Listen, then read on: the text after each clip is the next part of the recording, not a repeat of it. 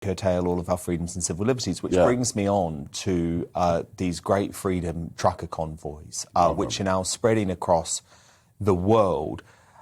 Laurence, obviously you've been at the forefront of these types of movements in the UK, partly as a result of your leadership of the Reclaim Party.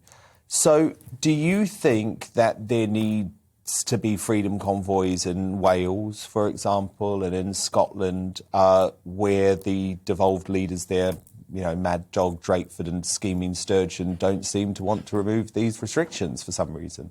I think that it's the business of the people of the country that they live in. We've devolved in that way, and it's the business of those people to agitate and motivate for freedom. I think that freedom is an individual thing. I don't think it belongs to the state. And you know, this is the conversation we've constantly been having, which is who owns your freedom? Who owns the right of your child's body in terms of vaccinations and things like this? The state needs to take a big step back from our lives. That's a lesson that we've learned. And I think we're in a period now of shock. There's a period of shock of going, that all of these measures, everything that we've done made what they're saying is 0.2% of difference, which is, that's the margin of error. The Johns Hopkins University. That's the margin of error. So why would we do this to our children? There's, evidence of the damage of face masks.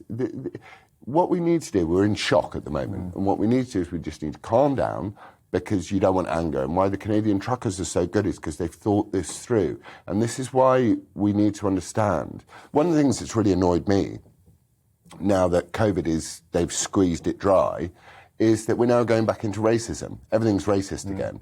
And I'd gone... We're about to talk about how Zoomers apparently racist. Everyone's racist again. And you've got this footballer going on about, the false equivalence of kicking a cat to whether it's racist. And you're just like... It's like he tortured a cat. It's nothing to do with race. Exactly. And we need to understand the critical thinking behind that. So my view on Scotland and Wales is it's Scotland and Wales' problem. And my view in England is I am grateful to God and to everybody in the country, you included. You really have stood out on this, and I'm very grateful to you for that. And others who have just gone, we're not going to let this happen. And I think the government have listened. And also, these people who were really close to the data were all getting langered on a regular basis.